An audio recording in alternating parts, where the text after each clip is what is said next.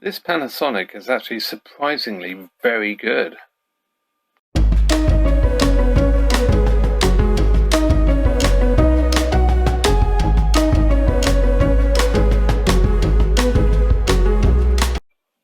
Hello and welcome to another Mr. B5 video, and this one's a little bit different insofar as it's part 2 of the Panasonic DMR-EZ48V. I say EZ because it sort of sounds like that's what they meant, but EZ48V. So in part 1 we looked at the power supply, largely recapped it, and it's now working as it should. We also took a look at the DVD drive, which was apparently playing up. I mean, the slight shame of it is, as I sort of wish I'd tried it, having done the power supply, but not cleaned this. But I don't think this was at fault. I think it was all down to the power supply, but it needed a service anyway and a good check. Actually wasn't that bad. It seems that it's quite well sealed against dust ingress, because this machine was quite dusty. So that's actually a good thing. So yeah, so we tested it. It worked. But now we're going to turn our attentions to the video deck side of it. We're going to take the deck out, check the belt. Like I say, I assume there's a belt there. But we shall see. I'd be very surprised if there isn't. Yeah, let's crack on. Okay, so need to take the front back off.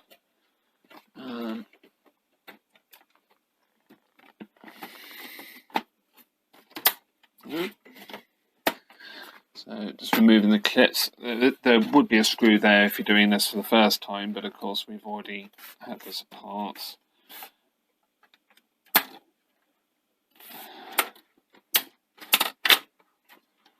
So let's pull that off, like so.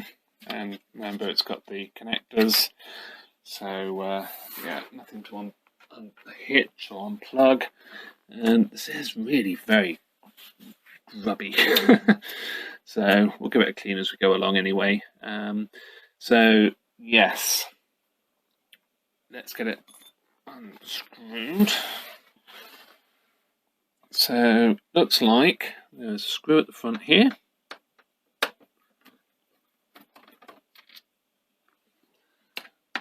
Screw at the back.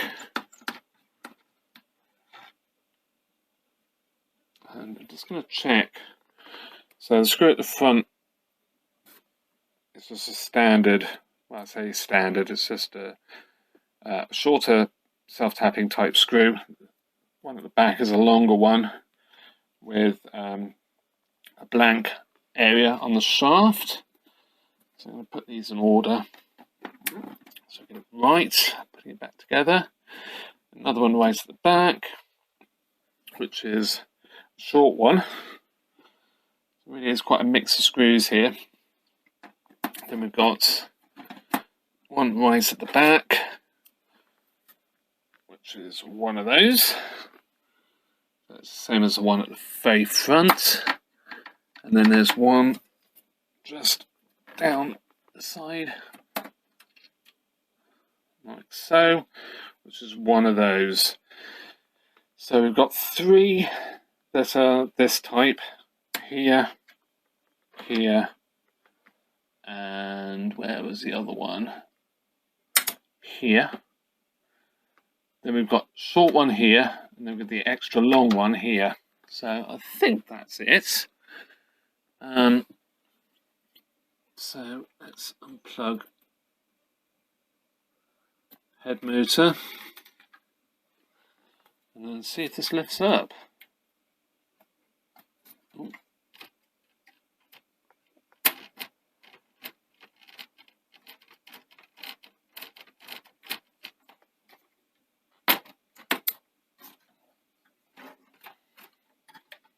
There it does.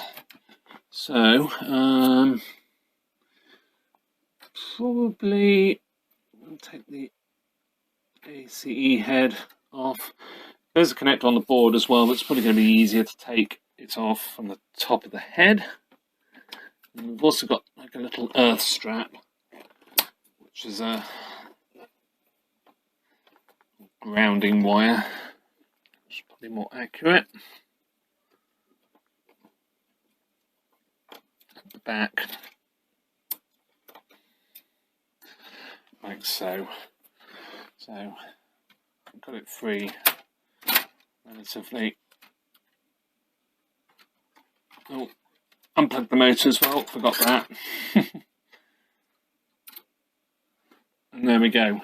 So there we have everything that's underneath the deck. So we've got the LED there, which is for the there's a post that comes up through, basically scatters light through over to the sensors. So the tape and sensors there. We've got the real light sensors, so that senses the movement of the reels. That of course is the audio controller raise head connector. That's the head drum motor there. And we've got a connector here. It's quite elaborate really, I suppose. That is for the full erase head here. And then we've got this here, which is the mode switch, and see the timing for it. Very conveniently, great big white arrow pointing to where that needs to be. Yeah, and I will try and take this apart and give it a check. Judging by the colour of these contacts here, it's probably going to be in a bit of a state. So yeah, all good fun. Oh, one thing I did forget to mention is this connector here, and this is for the capstan motor. And you can see here's the belt for it, and it's actually in perfect condition. I've got no problem with that at all. I mean, it's only potentially 11 years old, so it should be good. We'll give it a bit of a clean, but honestly, I don't think I've got much to do here. It all looks good. The grease looks good. Got the connector, bottom connector there, which goes in there for the it's quite interesting how they do that actually, for the actual head transformers. So this is where all the information from the heads comes down and into the main board. And you can see here it is a ribbon cable, but they've got like a little push. It's reinforced with plastic backing, and then a little bit of plastic that helps push it back in when you push the deck down. So that's actually quite cool, until it breaks. But yeah, so overall, I mean, this deck is not going to need really any work on it at all. I'm quite happy to just put this back in, and yeah, it's good to go. Okay, so I've sort of thought about the whole mode switch situation, and because the deck is working, to actually get the mode switch apart, you would have to remove it from the board. And to remove it from the board, you'd have to unplug everything, take the whole board out, which isn't a massive job. But I just don't think I need to do that, because, like I say, it is working. But what I have done is I've just popped up the sides here of it. So the sides of the switch are open. And I've just used some deoxys via the straw. There it is. To just force some deoxide into there, and then press it back down, and just run it round. It does feel very rough. I hope that's alright.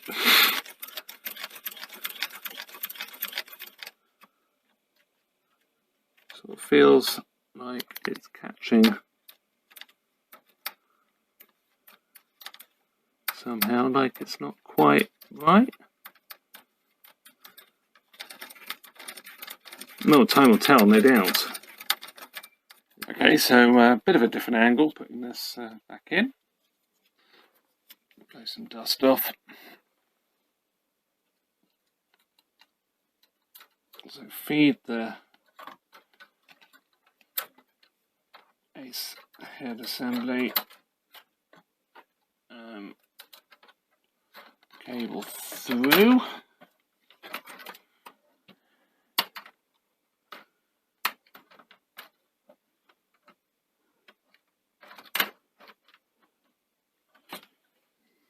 And then try and get it as true as possible.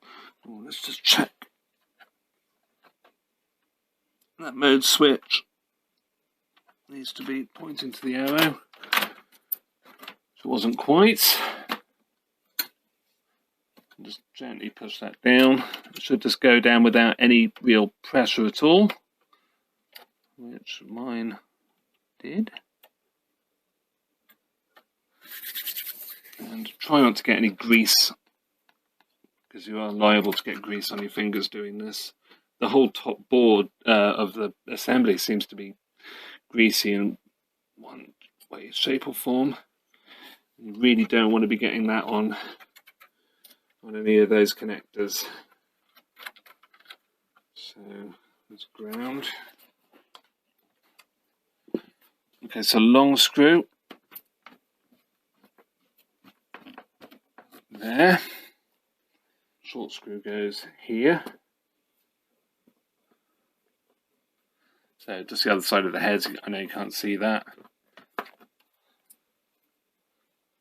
Then long screw. I knew I'd forget.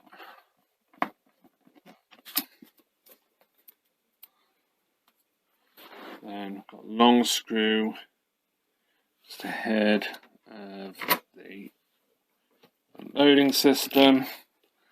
Long screw at the side of the loading system between it and the DVD. To make sure you're not you're getting them straight down as well, getting nice and true. So I'm just going to do a bit more cleaning. Then I think we'll test the deck. Well, actually, I'll give it a clean. I'll give it a clean next, and then we'll test the deck, and hopefully that mode switch will be all right. I'm sort of just a bit dubious as to whether I might have made things worse with that, but we'll see. Might end up taking the old board out yet, which will be quite fun. Okay, so let's give everything a clean. Clean the heads first of all, so a bit of isopropyl is 99%, 99.9% pure alcohol. And just gently turning the heads.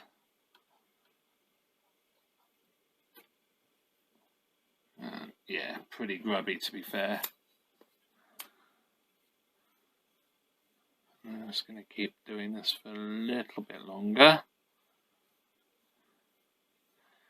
because they are actually pretty grubby, but yeah, that's looking good.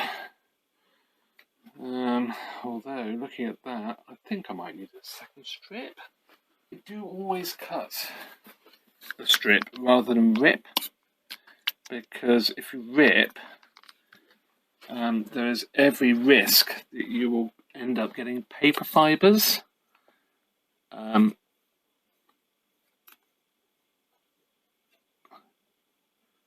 the head chips. I mean, it's not necessarily that easy to do, but still, it's just cut it and you won't have the problem. Nothing worse than cleaning the heads and finding that, gosh, yeah, more coming off. Let's turn that over. cleaning the lower drum with it. So where the heads aren't, I'm just turning the head disc, but at the same time just gently rubbing over the lower drum. You can see just how much muck has come off that. So yeah, that was certainly very worthwhile doing.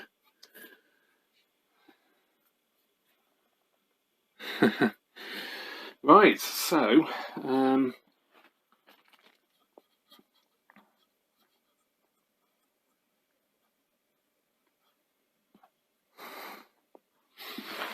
this machine has certainly been well loved, which is great, but just got to make sure that it's nice and clean.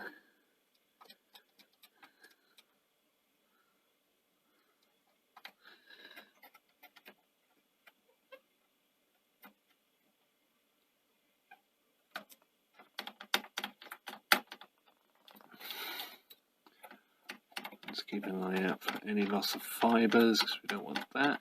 Help it. And I've got some on the other side, so use a fresh side too.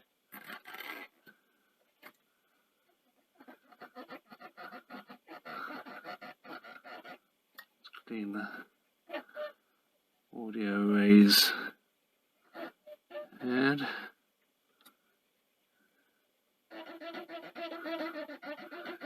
And control, of course.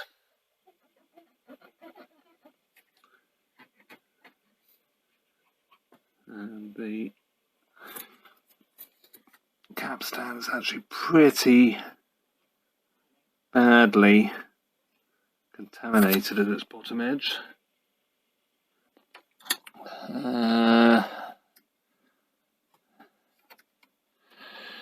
So this goes this way, and then lifts off, hopefully. Maybe not. Did they make these that you had to replace the whole assembly? Doesn't look like it. Looks like you can replace just the pinch roller. Just going to remove that again. Tuck that under there.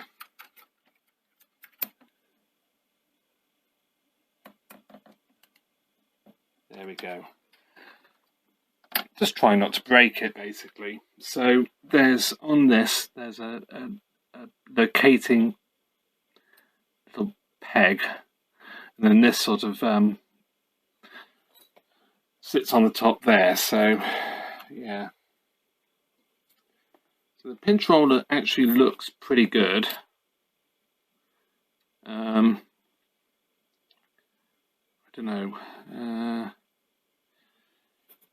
I might see if I've got another one, just because I want this machine to be perfect and last as long as possible. So I'll see what I can find. Okay, so I ended up putting the original pinch roller back on, but I forget, this is still a relatively new deck, so the rubbers are really good and a good clean, and it's perfect. Also cleaned up the the capstan, which is absolutely perfect. Everything else looks good, but I did go through my collection of pinch rollers, and just nothing was sort of compatible. My collection is for much older machines anyway, but you never know, might have been one that fitted. So let's get the front back on and give it a test. See if I broke that mode switch. Okay, so let's pop this on.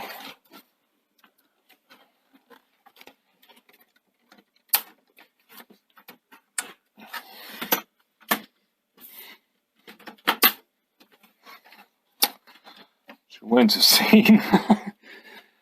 You just got to push from the bottom as well, just so it locates and clicks everything into place.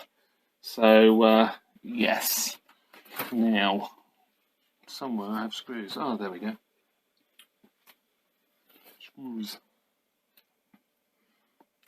So we have one here.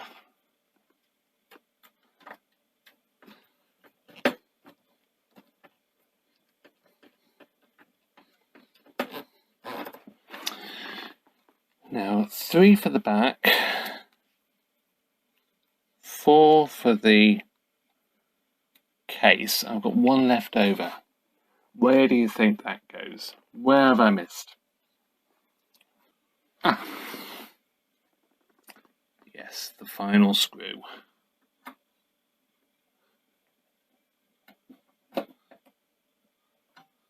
There we go. So, not going to put the top on just yet. Let's fire it up and see how it works, if at all.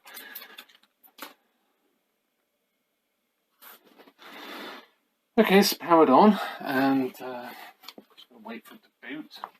It takes about 20 seconds. So we've got a rather rubbishy long play tape here. Hello.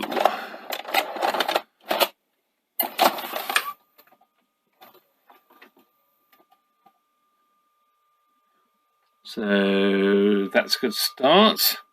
Now I think I need to get some batteries in this so we can actually use the remote. So the remote takes 2 AA's. Yes, so 2 AA's. Oh, I'm not mixing batteries. Don't mix batteries.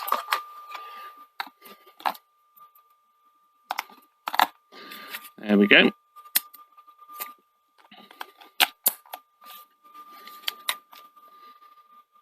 Oh, it's on DVD. So drive select. Can't select drive yet. No, disc VHS. Okay, so it's so slow.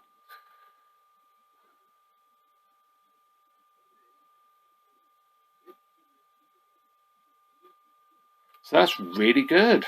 Playing well. Mode switch is fine. It's just quite a gritty mode switch, to be fair. Not in sort of like a murder mystery type way. Ooh. Now something has just happened.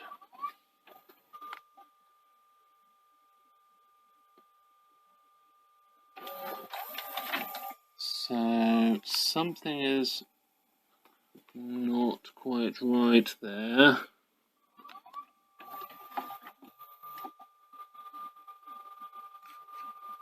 Oh, is it bad tape?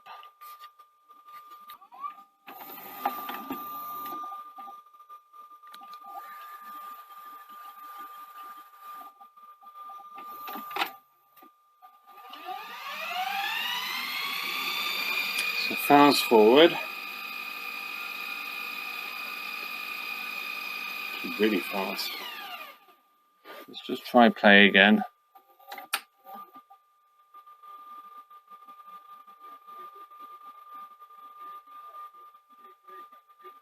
So that seems okay. This tape has seen life, and I mean, this is where it starts becoming a bit of a thing, really. I much prefer older VHS machines, sort of, especially the 80s, like the Panasonic deck, which I said before in videos. I just absolutely love that deck. Just because it's so robust, and anything wrong with the tape, it will just chug through it. So now you could argue that's a bad thing, but for me, it's a good thing, because even if it contaminates the heads, I can eject the tape, lift the top off, clean the heads, everything is good. You could argue if it's a really bad cassette, you know, it would wreck the heads, and yeah, that is true. But it would do the same on this. It would get so far and jam, it would error, and then you'd take it out and heads are damaged anyway. So yeah, these are just so sensitive to anything wrong with the cassette. It needs to be a really good cassette. Flip side of that is that's not necessarily a bad thing. If you're archiving, then yeah, maybe it isn't a bad thing that you can actually just be put off from archiving a tape that's damaged because it just will not play.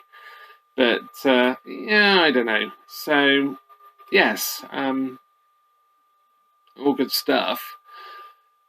Quality wise, I mean, this deck, although it's very, very simple, certainly nowhere near the quality of the decks from the sort of 80s and to an extent the 90s as well. It is well made. It is fragile. Things will fail, but yeah, it's absolutely fine. Let's just press stop. Fast forward.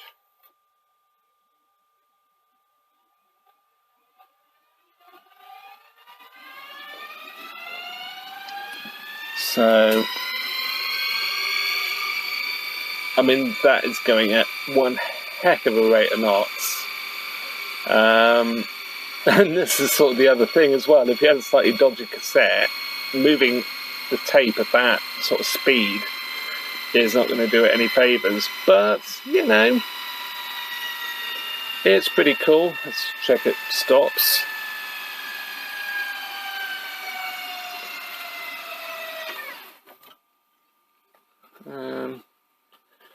Do I see somewhere that says Super Turbo Rewind?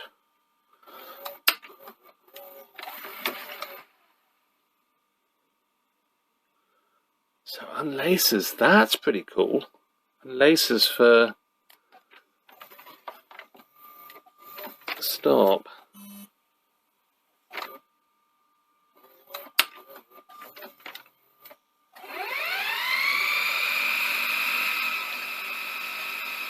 So this is a E180, and you can see just how fast that is rewinding. Absolutely amazing. So yeah, really quite a great machine in many ways. And I don't know, for the last sort of VHS machine, it's really very, very good. It's a very good effort, and you might have seen my video on the last Betamax, at least the last basic Betamax machine from 1999, and yeah, no, relatively this is on a par. The quality is there, and to be honest, it's better than JVC offerings. And of course Panasonic and Matsushita own JVC, so it's sort of quite interesting to see that Panasonic actually did really a very good job, and it's a very repairable machine. So yeah, I suppose we ought to just have a little play with the settings. So yeah, let's do that. So there we have it, working really, really well. And I've actually put in a cassette that I recorded on my Panasonic MV870. It was a hi-fi stereo machine.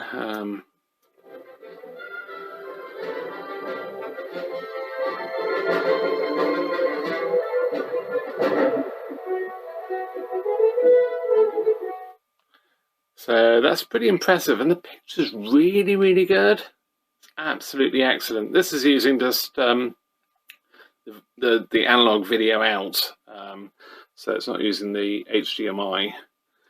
But yeah, really, it does a really good job.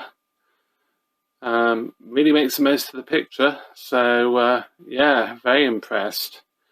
So yeah, I hope you enjoyed this one, this series, and I will do a third video at some point. I'm going to live with this machine. I'm going to use this as my daily driver for a while, just to see what they are actually like. I know these machines are becoming really, really popular, and people are buying them up just because they've got the HDMI output, which makes life really easy. They also have DV input as well, so you can plug in your DV camcorder and copy off that onto DVD disc or onto VHS, but DVD would probably be the way to go, I would have thought. And obviously they have the Freeview tuner as well. So I will do another video just sort of running through all the features, all the functions, and how I find it, basically. So with that, hope you've enjoyed these couple of videos, and lots more to come. So please like and subscribe. And with that, thank you very much for watching, and see you in another video. Bye for now.